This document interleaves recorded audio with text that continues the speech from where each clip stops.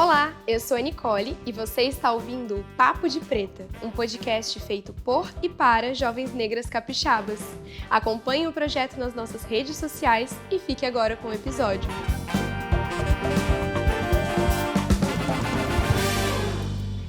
Olá, eu sou a Nicole Credidio, jornalista, produtora cultural e agora podcaster. A gente está começando mais um episódio do Papo de Preta, esse podcast que é feito para você, jovem negra capixaba. E nesse episódio a gente vai falar sobre mulheres negras na arte. Para isso eu tenho ao meu lado uma presença de peso. Júlia Fachetti é multiartista, bailarina, produtora cultural e artista, graduanda em artes plásticas pela UFES. Como bailarina, já emprestou seu corpo para diversos espetáculos que circularam dentro e fora do Espírito Santo. Como produtora cultural, atua na produção e conceituação de projetos próprios e para outros artistas, grupos e coletivos. Júlia, obrigada pela sua presença. Eu que agradeço, muito feliz de estar aqui fazendo parte desse projeto. É muito bom ver suas ideias acontecendo. Da primeira vez não tinha dado certo, mas muito feliz de estar aqui. Ai, que bom que você conseguiu estar com a gente na segunda temporada. Fico muito feliz. A Júlia, na verdade, estava cotada para estar aqui desde o início desse projeto. Não foi possível, mas agora a gente conseguiu realizar. E eu queria, para a gente começar, eu já te conheço, mas estou feliz pela oportunidade de te conhecer mais nessa conversa. Mas conta um pouquinho para quem ainda não te conhece sobre a sua trajetória. Meu nome é Júlia, tenho 24 anos. Eu me apresento como Ju Fachetti. Sou uma artista multidisciplinar, né? Então, eu venho da área da dança, inicialmente. Tenho uma formação de mais de 12 anos de dança. Comecei dançando pequenininha, em um projeto social chamado Cajun. Acho que foi muito importante para me levar enquanto artista que se tornou o que eu sou hoje, assim. E aí, sim, começa essa minha paixão com a dança que eu carrego até hoje, assim. E aí a dança foi um momento que eu consegui me entender enquanto artista multidisciplinar, né? Entendendo que tudo que eu fazia também era arte, de como eu podia tornar isso um meio de expressão minha. Então, também trabalho com produção cultural por conta da dança. Eu acho que foi super necessário, assim, para eu entender, de fato, o peso da arte enquanto profissão, enquanto atuação que eu consiga me levar para a vida, sabe? Para além do palco, né, de ser aquele corpo que está ali dançando, mas para ser uma pessoa também capaz de levar aquela arte enquanto um produto, assim. E, além disso, quando eu digo que eu sou multidisciplinar, é pensando que a todo momento eu também estou inventando outras coisas. Às vezes eu vou lá e visto a Ada, às vezes eu vou ali e, lanço uma eco bag com uma arte minha. Então, eu acho que isso me define enquanto artista, essa atuação que é mista, que é ampla, sabe? E como que você começou a ter contato com a arte, assim, com produzir arte mesmo? Olha, quando eu participei do projeto social, tinha uma coisa que era muito legal que eles faziam, que era levar a gente pra Feira do Verde. Eu não sei se a gente pegou, Feira do Verde depois de grande, assim. Eu lembro que deve ter pego ali até os 9, talvez. E ali foi quando eu vi que as pessoas paravam para assistir arte. E isso para mim era muito importante, entender que no meio de tanta correria, porque minha mãe sempre trabalhou muito, minha família sempre foi uma família que estava vivendo para o serviço, né? Então, eu via as mulheres da minha família saírem de casa para trabalhar, enquanto às vezes eu ficava ali com uma tia, com uma avó e tudo mais. E quando eu percebi que as pessoas paravam para assistir, uma apresentação de 3 minutos de pessoas dançando, de pessoas cantando, de pessoas fazendo, sei lá, qualquer coisa, foi quando eu entendi que a arte realmente era algo possível de se viver, de se fazer e conseguir captar as pessoas, assim. Então, acho que o meu contato primeiro com isso foi nesse momento, sabe? Foi nesse papel de espectadora e de entender isso como uma possibilidade, né? E para essas pessoas que te circundavam mesmo no seu território, no lugar onde você morava, você sente que para eles também já é nítido que a arte é uma profissão, é uma possibilidade? Não, não. E eu digo isso até pensando numa pessoa desse cenário que é muito mais próxima de mim que a minha mãe, assim.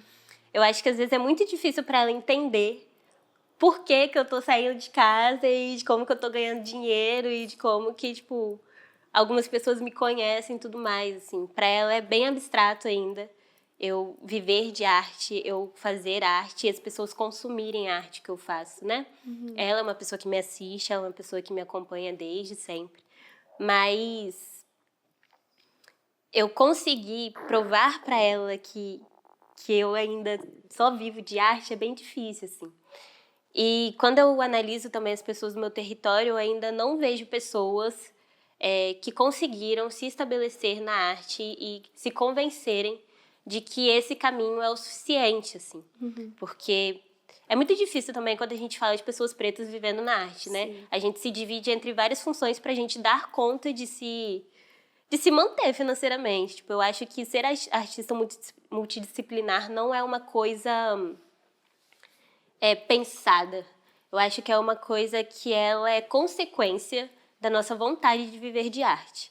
Se a gente não aprende a fazer outras coisas e a gente vive só de uma única linguagem dentro, tipo, de um negócio muito específico, assim, eu acho que a gente não consegue se manter de como, né, pensando de como o cenário capixaba funciona. Talvez em outro lugar, sim. Mas eu tive o privilégio, né, digamos assim, de não ter que enfrentar um menor aprendiz, por exemplo.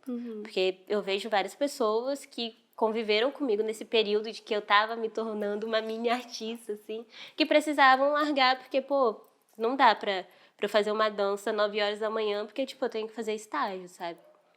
Então, eu tive uma base de mulheres, né, da minha vida que conseguiram me manter nesse caminho, assim. Então, é muito difícil pensar que essas pessoas que são do meu território, né, eu sou de Santa Marta, muito importante falar, toda a minha base cultural, artística, inicialmente, foi feita ali em Andorinhas. Foram por meio de professores que hoje em dia eu até tenho contato, que ela lá, o Gilmar, que foram pessoas muito importantes, assim. Mas eu não consigo enxergar, naquela época, principalmente, anos 2000, né, naquela época, as pessoas acreditando, assim, que sair de um projeto social e viver só de arte seria possível. Hoje em dia também, eu acho que esse projeto foi até retirado ali de Andorinhas, eu não posso afirmar, mas eu não vejo mais essa movimentação acontecendo. Então, eu acho que é muito abstrato ainda para as pessoas, é muito inseguro. E realmente é. A gente que está na arte ainda fala sobre essa insegurança que é. A gente pode passar um edital agora e, tipo, você tá aqui fazendo sua segunda temporada, mas nada te garante da terceira temporada. Então, eu acho que ainda é muito abstrato, é muito difícil. Sim, e eu acho que talvez seja muito abstrato também, porque, embora o acesso à arte e à cultura seja um direito, na nossa sociedade ainda é um privilégio. É um privilégio. E, tipo, se você não acessa a arte e cultura, se você não consome isso, se você não vê isso acontecendo, como que você vai compreender que é possível viver disso? Né? Eu acho que é um ciclo, assim, né? Sim. A gente não forma plateias, então a gente também não tem formado artistas, porque as pessoas não assistem, logo elas não enxergam que aquilo é uma possibilidade para elas. Sim. Quando eu era menor, assim, quando eu comecei nesse projeto social, uma coisa que eles faziam era realmente levar a gente para assistir as coisas. Eu acho que isso é o mais importante em mim. E não só em mim, né? Eu acho que a formação do ser artista vem muito do assistir, assim. Hoje é uma coisa que eu super falo, que a gente precisa muito estar ligado sobre as coisas que acontecem no nosso território. Não digo, Santa Marta e Andorinhas. Digo Vitória mesmo. A cultura de Vitória é muito potente. E a gente raramente vê pessoas assistindo as coisas. A gente precisa muito convencer as pessoas a assistir as coisas. Quando a gente consegue, de fato, criar um público que é fiel e tudo mais, aí a gente já começa a se queixar de que, tipo, poxa, mas cadê a galera do teatro assistindo a galera da dança? Cadê a galera da música vindo aqui assistir um espetáculo de dança, sabe? Sim. Então, eu acho que esse diálogo é muito importante. Eu acho que parte desse princípio de que assistir forma artistas e que ele também perpetua a carreira do artista, sabe? Com certeza. E você acha que a sua vontade de criar, de se expressar por meio da arte, de diversas linguagens artísticas, tem a ver com expressar a sua identidade também? O que você viu no seu território enquanto você crescia, as pessoas que te cercavam? Olha, isso é complexo, tá? Eu trato até na terapia. Porque a dança, ela surge pra mim como uma primeira possibilidade de eu conseguir me expressar. Eu sempre fui uma pessoa que tive muita dificuldade com a comunicação, de conseguir realmente falar sobre mim de um jeito muito íntimo, muito fiel e muito real. Por palavras, era muito difícil. Hoje até é também.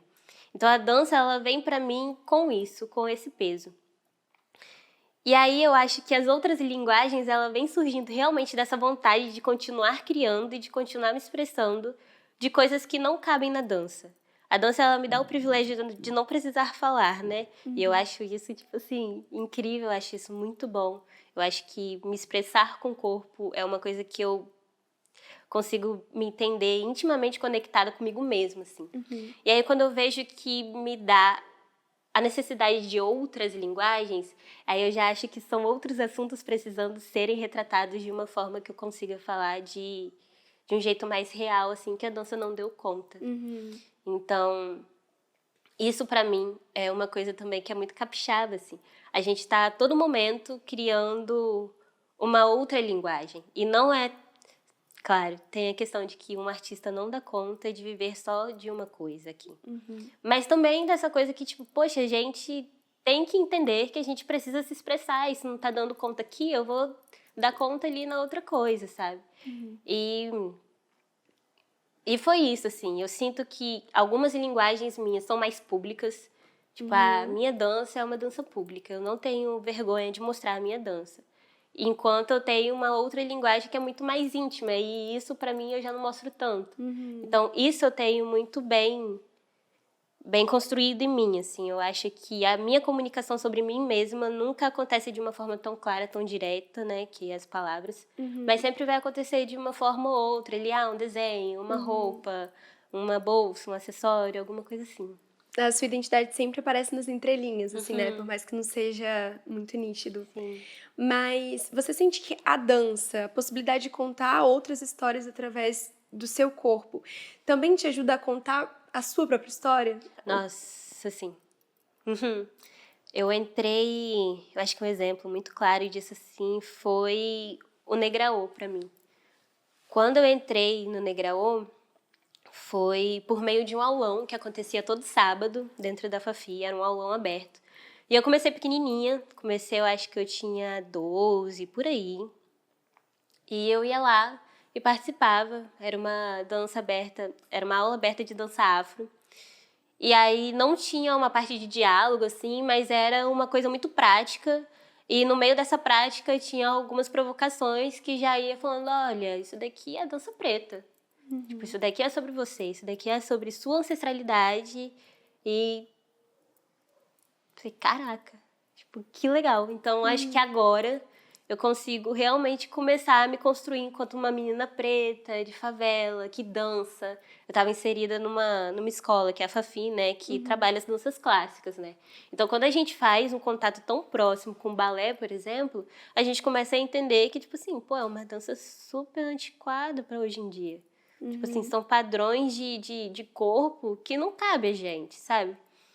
Então, quando eu comecei a fazer essa aula, eu entendi que, tipo, lá na dança clássica, eles iam falar que eu não tinha o corpo apropriado porque eu tinha bunda grande. Mas, tipo, no sábado, quando eu dançava dança afro, não tinha problema nenhum sobre o meu corpo. Eu não precisava ficar esticando o meu cabelo para fazer um coque, para fazer 4 horas de aula e travada, sabe?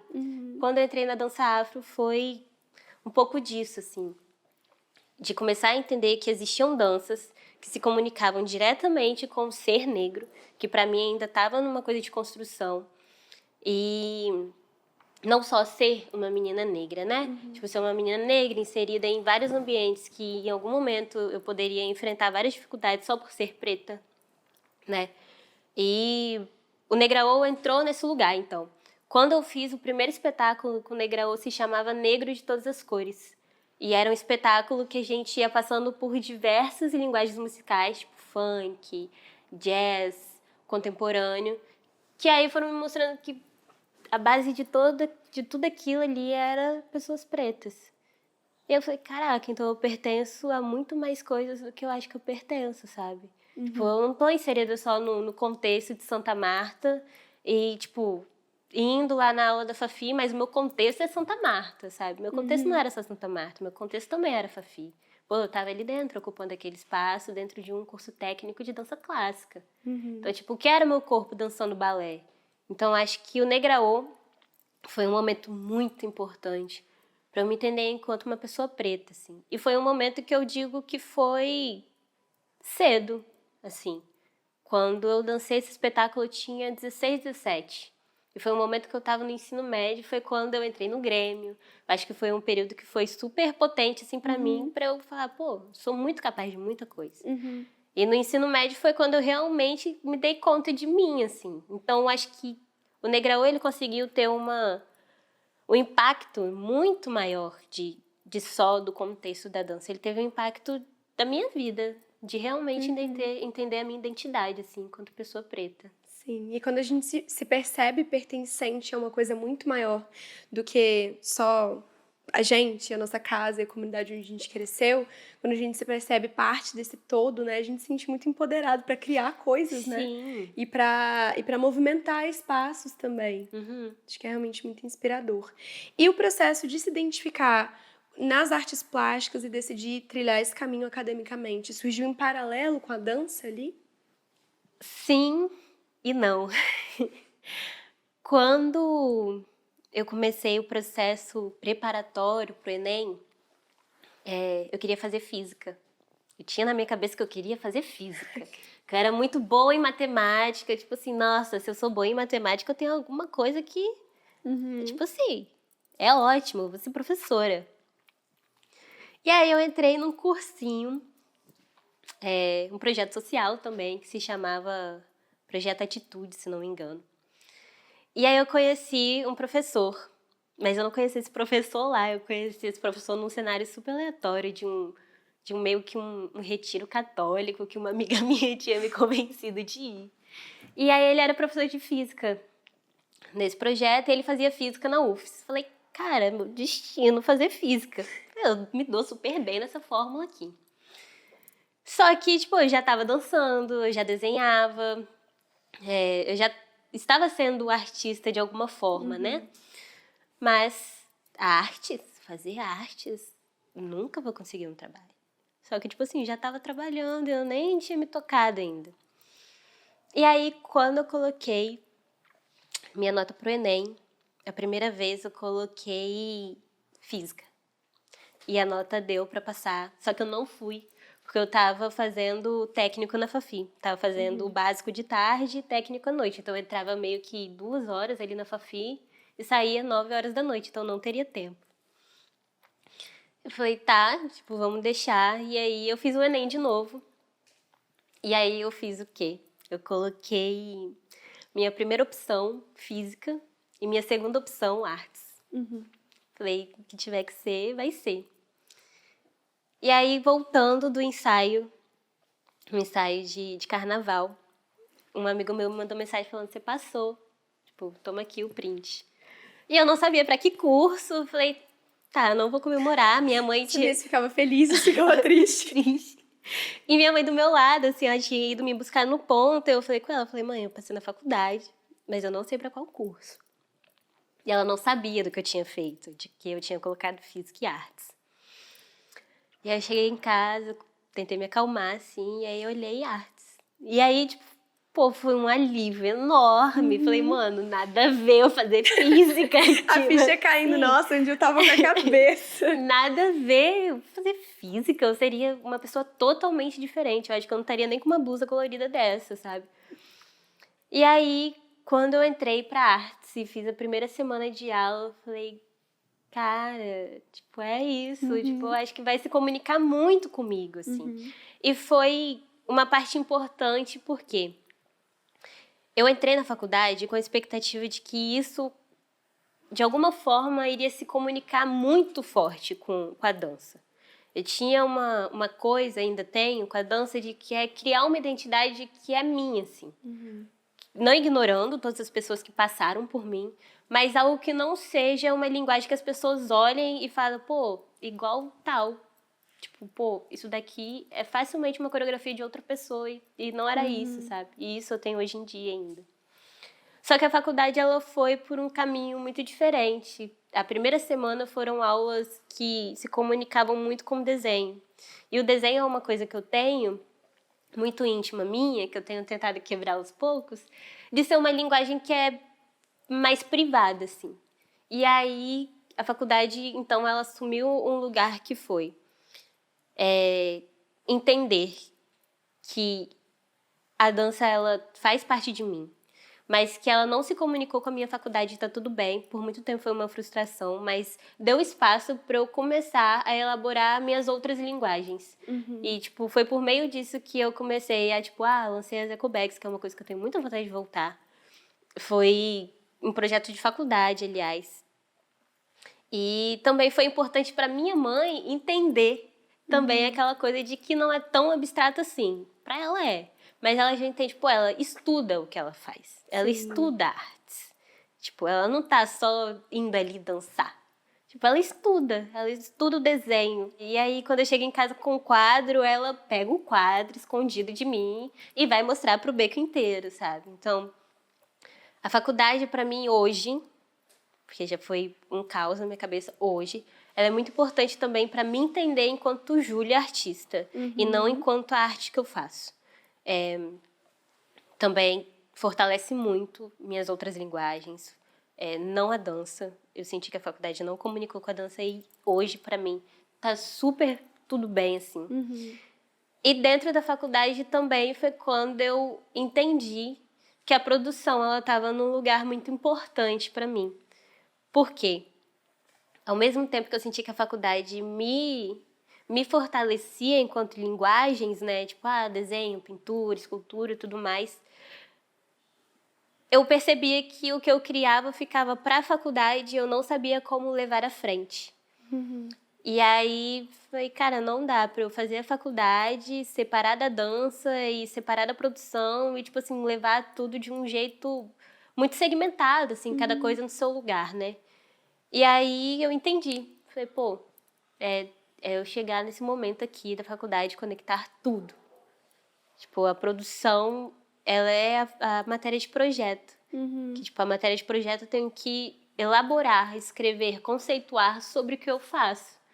Então, juntei tudo, assim.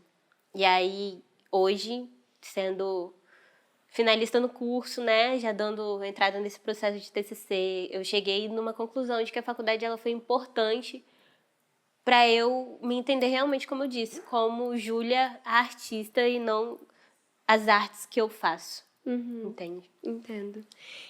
E você acha que o fato de você ser uma mulher negra tornou essa experiência no ambiente acadêmico mais desafiadora? Porque eu imagino que seja diferente produzir arte dentro da academia, arte preta e sendo uma mulher negra, e produzir arte fora, para o mercado. Foi. Nossa, foi. Ainda é, né? É bem difícil, assim. Eu acho que a maior dificuldade que eu tive foi de enfrentar matérias que não se comunicavam comigo. Em nenhum momento. Tipo, nenhuma referência tinha uma referência de uma pessoa preta. Em nenhum momento tinha uma referência de algo que se comunicasse com conceitos que se aproximavam da minha vivência, assim. Eu fui ver questões sobre ancestralidade por conta própria. Fui pesquisar pessoas que trabalhavam com arte preta por conta própria, sabe? Por muito tempo. Então, quando eu fazia uma arte dentro da faculdade que falava sobre algo que era sobre mim, era muito difícil o professor, tipo, chegar num lugar que ele me dava uma devolutiva legal, assim. Tipo, por quanto tempo eu fiquei na faculdade dando conta de mim mesma. Tipo, eu saía dos cursos falando, pô, o que eu fiz não foi só pra passar de matéria. Tipo, pô, tô estudando a arte contemporânea e o professor não me deu nenhuma referência que se comunica comigo. Aí eu vou ter que ir atrás da referência, trazer essa referência para o professor, e o professor ainda assim vai, tipo, me dar uma nota, vai falar, tá. Então, criar arte dentro da academia, para mim, foi difícil por não ter esse acolhimento, né? De falar, pô, a todo momento ela tá falando sobre isso aqui, que é ela. Mas em nenhum momento eu, que sou professor, vou dar para ela um caminho dela também me trazer algo legal, assim. O que ela me trouxer tá bom. Senti isso por muito tempo, assim. Tiveram professores pontuais que eu posso citar que conseguiram me encantar de um jeito que eu falei, pô, que matéria foda. Aí era só o professor me dando uma referência de uma pessoa preta. Eu falei, gente, nem é tanto assim, sabe? Nem tem é motivo de eu pedir ficar muito. tão animada. É só ele me dando uma migalha, sabe?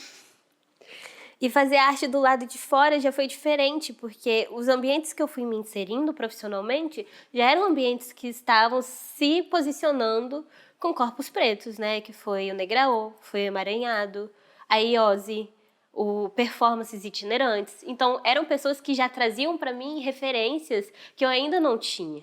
Eu tive contato com as religiões de matrizes africanas por meio dessas companhias. Então, quando eu comecei a viver essas duas coisas ao mesmo tempo, que era essa faculdade que não me dava nada de referência, e esse ambiente aqui fora que me dava tudo que eu precisava para entender, continuar entendendo sobre ser preta, né, tornar-se uma pessoa preta, não conversava, assim.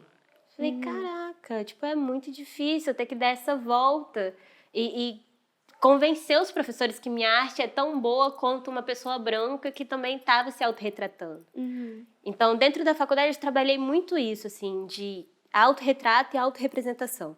É uma coisa que eu tô até levando para o meu TCC, que é falar sobre pessoas pretas falando de si mesmas por diversas linguagens e conseguindo aplicar isso em editais. E como que elas conseguiram criar um caminho de chegar até essas políticas, né? Então, foi esse caminho, assim. Ainda é bem difícil. Para eu conseguir um professor orientador foi muito difícil. Porque eles falavam, eu não conheço suas referências. Eu não vou te ajudar. Não vou conseguir te ajudar. Tipo, eu vou ter que ler tudo que você me trouxer. Sendo que o meu papel é te dar o que ler. Eu fiquei praticamente 1 ano e meio procurando professor para pegar o meu projeto. E aí, tipo, falei, cara, que faculdade é essa? Tipo assim, pô, eu já tô fazendo artes, que já acho que é super, tipo assim, alternativo. E aí, quando eu chego com um tema, não tem professores para acolher esse tema. Tipo, até hoje é uma dificuldade, assim. Mas o que me fez não desistir da faculdade, porque por muito tempo eu pensei, vou trancar. Acho que não tá dando, assim, não dá para ficar desenhando por desenhar, não dá para ficar indo na aula, assistir a aula, fazer uma prova e no final disso tudo não fazer sentido, sabe?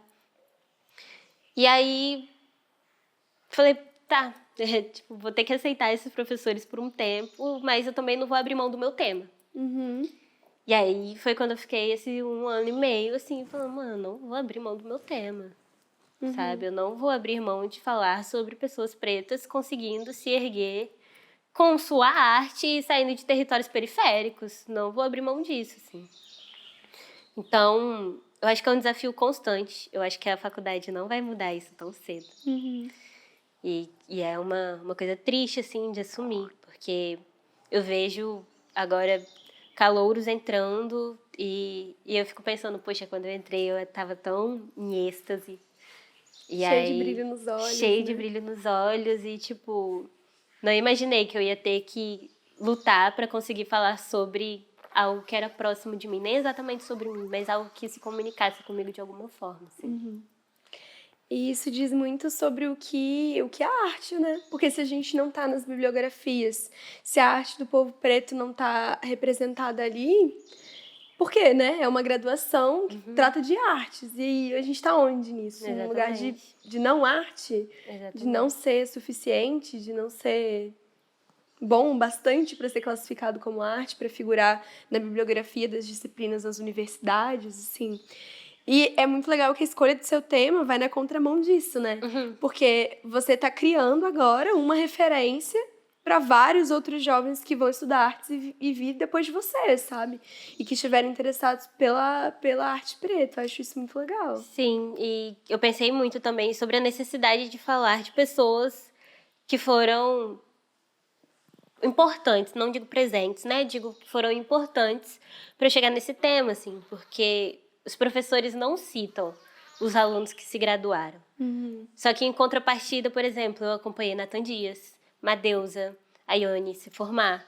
Então, tipo, a todo momento eu tô vendo pessoas pretas se formando e em nenhum momento essas referências que são tão palpáveis que, tipo, pô, o professor deu aula para essas pessoas e ele não cita. E, tipo assim, pô, eu vou precisar fazer um TCC para citar essas pessoas, sendo que eu tô há 4 anos aqui dentro, sabe? Então, acho que também é uma coisa de resgate do atual também, Sim. assim. Essas pessoas que se formaram recentemente, que são pessoas pretas, eu não consegui acompanhar elas na faculdade, porque eu também fui muito ausente na faculdade por motivo de me causar esse desinteresse, assim. De, poxa, não faz sentido eu fazer aula com esse professor, porque esse professor nunca me deu uma devolutiva sobre o meu trabalho. E aí eu não consegui acompanhar essas pessoas assim, mas depois que eu tive contato com essas pessoas em outros ambientes, falei, cara, ela fez o mesmo curso que eu. Que legal. E aí, tipo, então vamos citar essas pessoas, sabe? Sim, e isso é muito importante, porque esse desinteresse é muito movido por não se enxergar nesse espaço. E talvez resgatar mesmo quem são esses meus iguais que estão aqui, que abrindo caminho e pesquisando isso e dando visibilidade para esses autores. Porque é muito frustrante, né? Agora falando como alguém que também está dentro da academia e também se vê muitas vezes nesse lugar, assim, porque não é a ausência de referências pretas. Essas referências existem. Artistas pretos existem, comunicadores pretos existem, intelectuais negros existem, filósofos pretos existem. Por que eles não estão aqui, sabe? E aí eu sempre penso que é porque os nossos corpos não estão lá. Sim. Porque todas as vezes que eu penso assim, nossa, se eu estivesse dando essa disciplina, eu daria de outra forma. De outra forma. Eu colocaria outras referências aqui. Eu mostraria outras possibilidades de olhar para esse mesmo tema, sabe? Então, assim, é um ciclo que vai se perpetuando, né? A gente não se sente representado por esses espaços, então a gente não ocupa eles. E como a gente não ocupa eles, eles seguem perpetuando uma arte que não traduz quem a gente é, não comunica com a gente. Sim. E para você, quando você tem esse poder de criar arte, de contar uma história por meio da arte, é diferente? Assim, você sente que você tem um poder de mudar, mesmo que um pouquinho, em pequena escala, essa falta de pertencimento e representatividade que a gente sente? Olha, pensando agora de modo segmentado das linguagens que eu trabalho, na dança eu ainda não me permiti criar algo que vem de mim para mim mesma, assim. Eu acho que isso é a minha grande dificuldade, porque eu acho que por ser a minha linguagem principal de atuação, eu sinto que a minha cobrança sobre mim mesma é muito maior. Então, quando eu danço hoje, eu ainda não tô falando sobre uma coisa que é diretamente sobre mim. Claro que quando você assume uma pessoa preta no palco, já é uma coisa que, pô, tem um peso ali. A Menina e o Pássaro do Emaranhado, por exemplo, são pessoas pretas no palco. Então, quantas vezes a gente passou por palcos que as crianças falaram, tipo, uau, meu cabelo parece com o seu. Uau, tipo, tia, a gente tem a mesma cor. Então, tipo assim, isso pra mim já era o suficiente. Pra minha dança já era o suficiente, assim. Porque causar essa representatividade já comunicava com essa ausência de pessoas pretas fazendo o que eu faço, né? Então, receber os feedbacks de criança, por exemplo, era a coisa, tipo, mais linda do mundo, assim, de ver criancinhas pretas chegando perto da gente e, tipo, elas só encantadas, sabe? Tipo, e elas não estavam encantadas com o espetáculo, de fato, elas estavam encantadas que era uma realidade que elas conseguiam se ver. Então, tipo assim, eu, com, sei lá, 7 anos, se eu visse uma bailarina preta dançando no palco, pô, eu acho que caraca, eu já tive pensamentos outros, assim. Tipo, vou fazer dança até tal idade, a partir daqui, não sei se, sabe? Então, na dança eu acho que eu tenho essa limitação, mas isso também não me impede, né? Porque ser um corpo negro já é um ato político suficiente por si só. Mas, agora, pensando nas outras linguagens, que eu consigo ter um controle de ter a ideia até a finalização, eu sinto que quando você cria um projeto e você já consegue falar sobre si, você já consegue se aliviar um pouco desse sentimento, assim. Então, sim, a gente consegue dar esse brilho para essa criação, né? E acho que pensando em... Quando a gente pensa num produto que já é um produto final, tipo, um desenho, um produto acessório, uma vestimenta, alguma coisa, a gente chega nesse lugar de criação que é um pouco mais... como que eu posso dizer? As coisas estão intrínsecas ali, elas não dizem por si só, mas eu acho que já também me alivia desse sentimento. Quando a gente pensa num projeto que a gente coloca para um edital e tudo mais, aí a gente já é mais política, né? A gente coloca, vamos colocar uma equipe toda preta, uma equipe só de mulheres. Então a gente consegue realmente já criar esse controle. Para mim, tipo assim, criar projetos hoje em dia é o que eu mais consigo pensar num mundo positivo, assim, na minha cabeça. Porque, eu tenho um controle das pessoas com quem eu quero trabalhar. Eu tenho um controle do público que eu vou acessar, porque, tipo...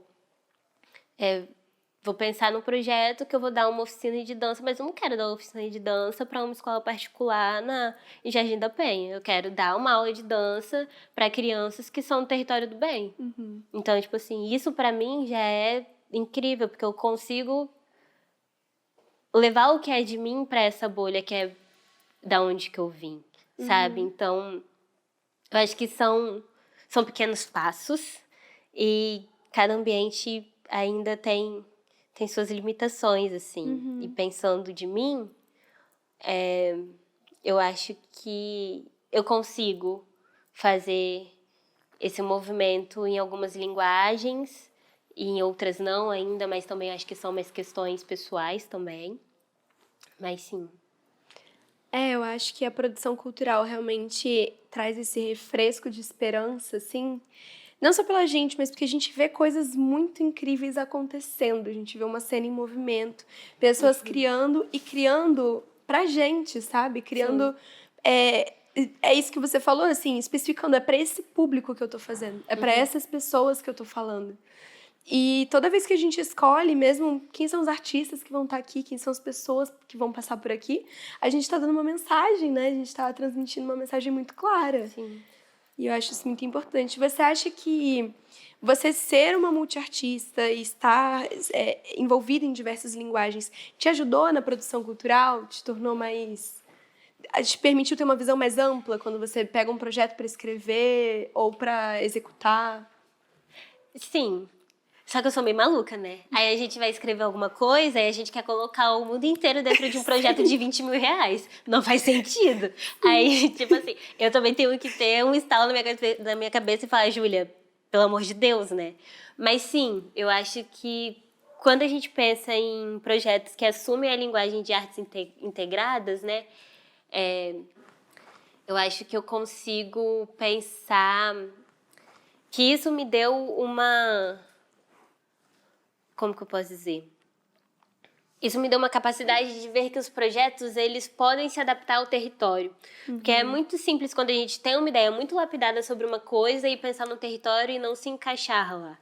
Então, acho que essa coisa de ter várias linguagens possíveis para expressão me deu um pouco desse senso de que os territórios também são diversos, né? Sim. Então, quando a gente pensa sei lá, eu vou conceituar um projeto, eu sempre penso que ele tem que ser o mais artes integradas possível, assim, para se comunicar com esse território, né? E você acha que ser uma mulher negra nessa cena capixaba de produção cultural é desafiador? Sim, com certeza. Eu acho que na maioria dos ambientes, sim. O que hoje eu penso que pode justificar o meu pensamento foi até o que eu comentei na publicação lá, que eu tenho muito, muito receio de assumir as posições que eu sou, que eu atuo, as profissões que eu trabalho. Tipo assim, foi muito grande o processo de eu me chamar de artista, por exemplo. Por mais amplo que seja o termo, foi muito difícil.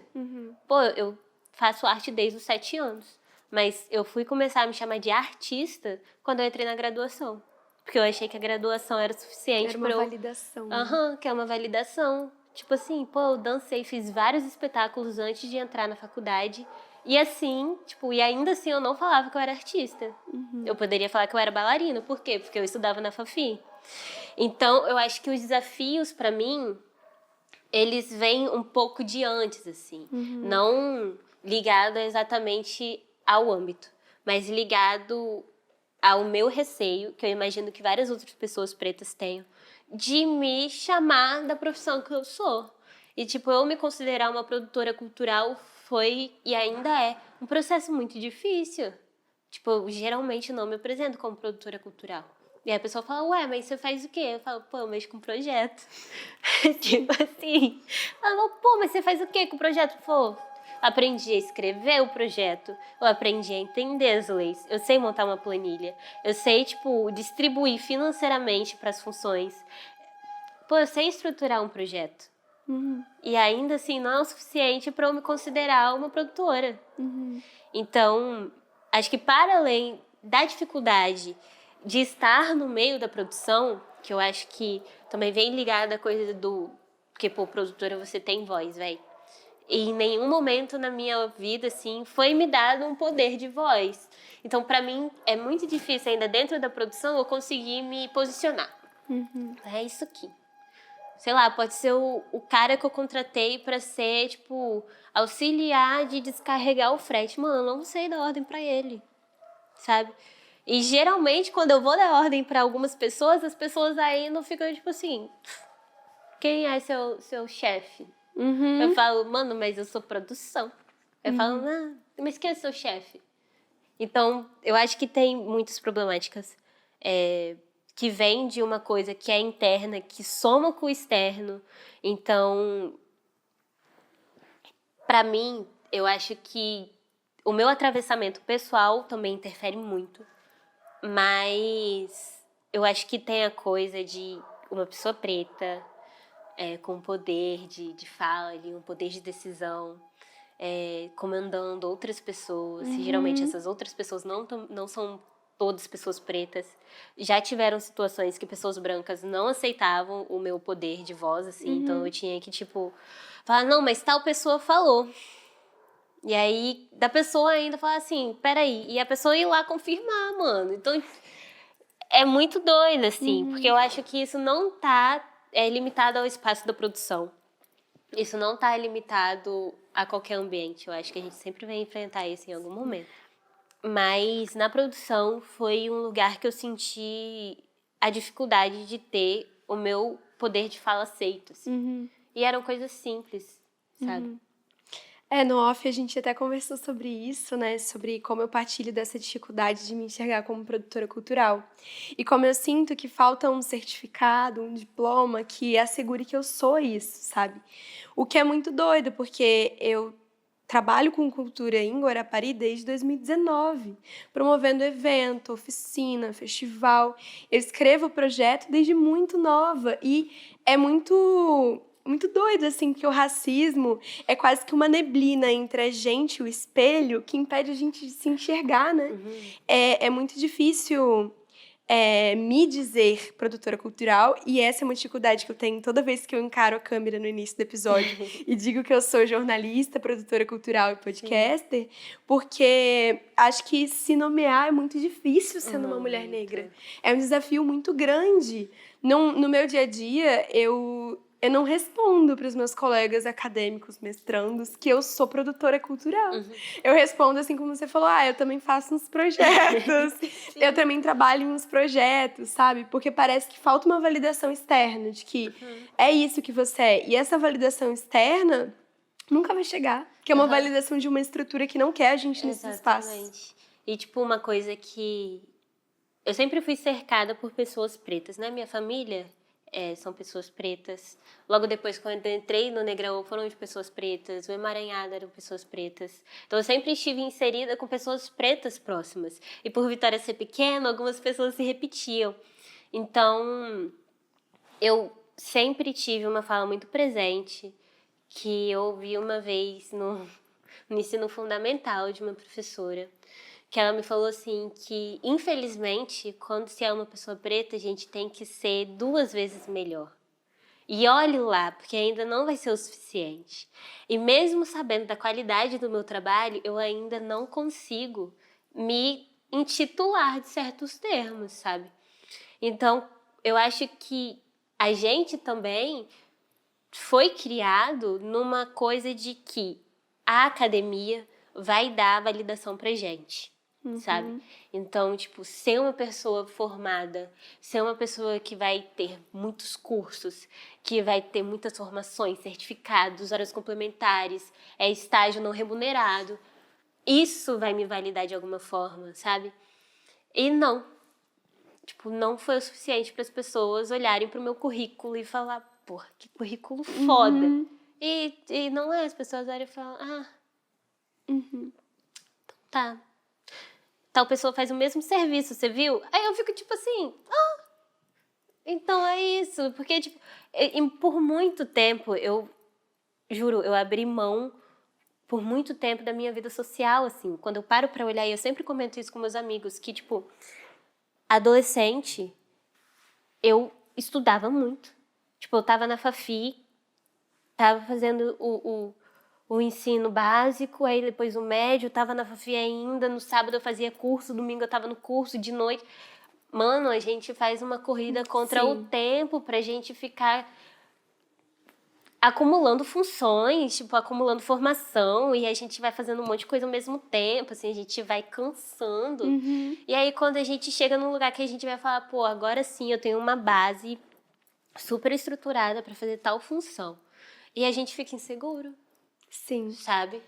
Eu acho que a gente nunca vai sentir que existe um número suficiente de diplomas, um número suficiente de experiências, porque eu acho que o racismo faz com que a gente se nivele sempre pela falta, e sempre vai ter algo que a gente não sabe, todo mundo. A gente nunca vai ser capaz de aprender todo o conhecimento que existe sobre produção cultural. Sim. Isso é impossível. Mas o racismo é muito cruel porque faz com que a gente se nivele pela falta. Pô, eu ainda não sei fazer tal coisa, eu ainda não sou boa, eu ainda não tenho experiência. E a gente fica nessa luta porque nunca é o bastante, então precisa estudar mais, precisa fazer mais, precisa ter mais experiência, precisa conseguir mais trabalhos, enfim. Cara, isso é muito comum das pessoas pretas que eu conheço.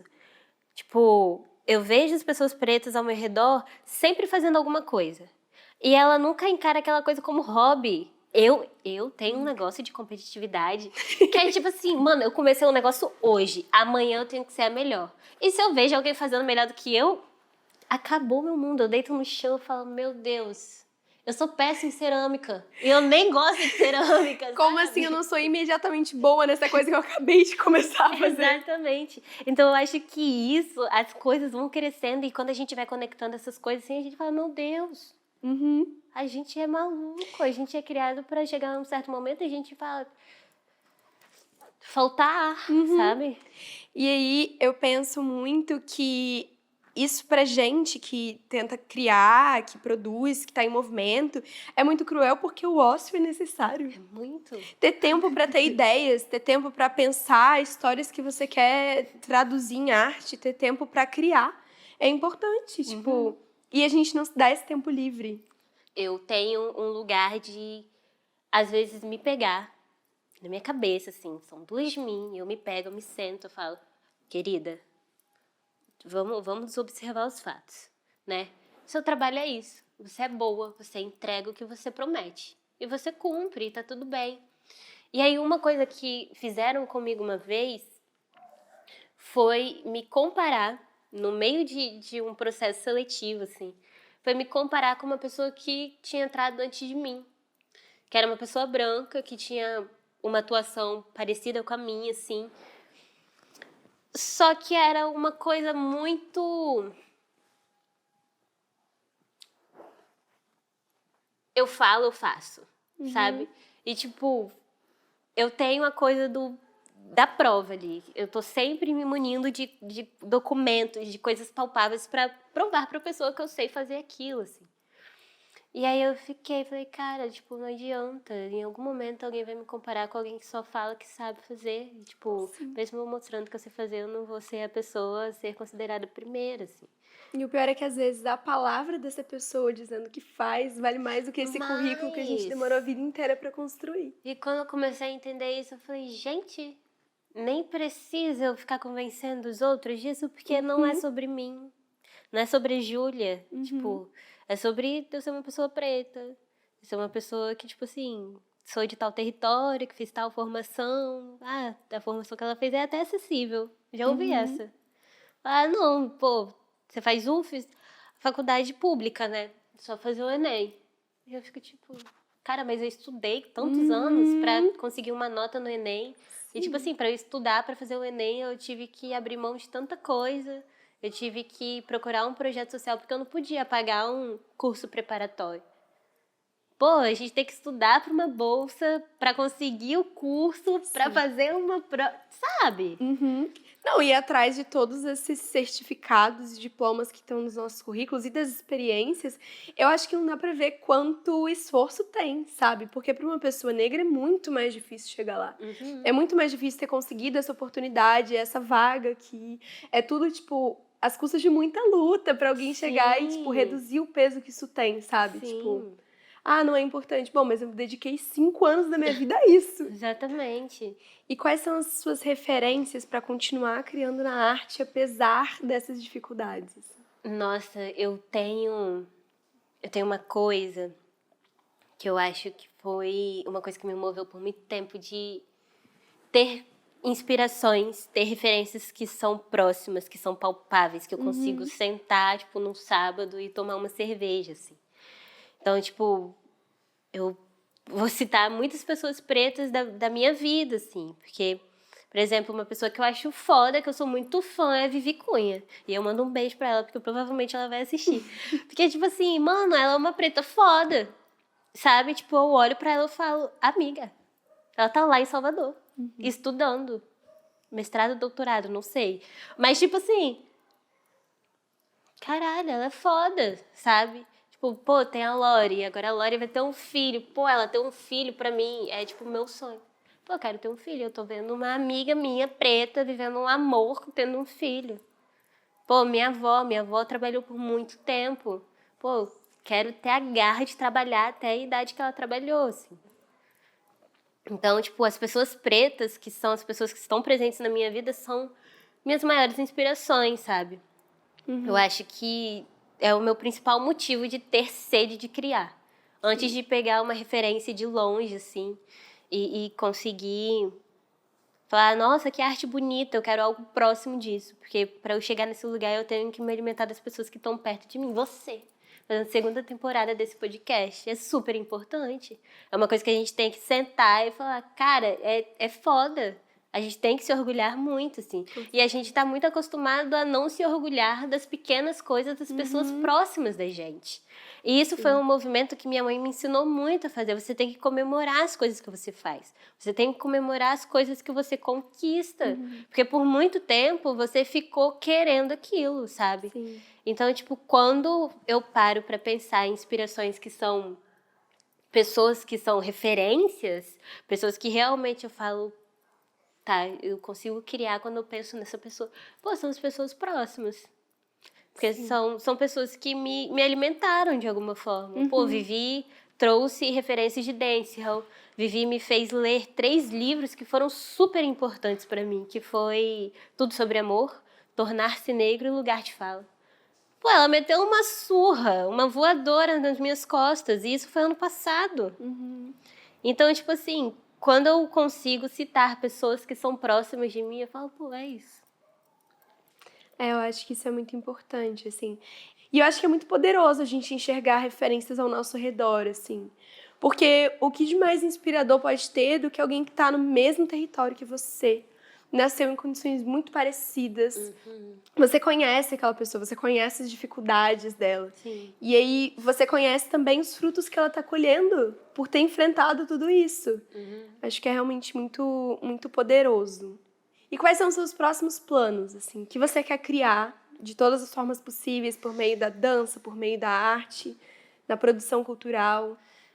Para dança, eu quero muito, e isso eu não vejo eu fazendo por condições próprias. Eu acho que eu coloquei uma expectativa dentro de um projeto que ele precisa ser aceito por um edital para validar também essa ideia, de que eu quero fazer uma residência artística sobre mim, assim, sendo meio egóica, né?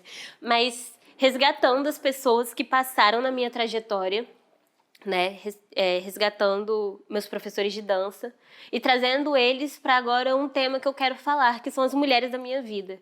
Então, trazer essa linguagem que já é a minha dança, que já é o que eu falo em outros trabalhos, que já é o que eu falo a partir de mim mesma, assim, dentro de um projeto que eu consiga ser mentorada, de fato, para eu conseguir chegar num lugar que eu falo, ok, essa é a minha dança e é sobre isso que eu vou falar agora em diante, assim. Eu acho que eu tô nesse processo de pesquisa mais interno, mas eu sinto que eu preciso de outras pessoas para eu compartilhar e elas também me darem um feedback, porque afinal eu acredito que as coisas são coletivas, assim, né? Eu não consigo falar de mim sem citar as pessoas que passaram pela minha vida. Sobre outros projetos, eu sinto que eu também tô nesse processo de conexão, assim. Então, eu espero muito que as coisas que venham a partir de mim agora se comuniquem muito mais sobre esse pertencimento, essa possibilidade de poder se comunicar através de uma coisa que também é um produto, que eu também consigo me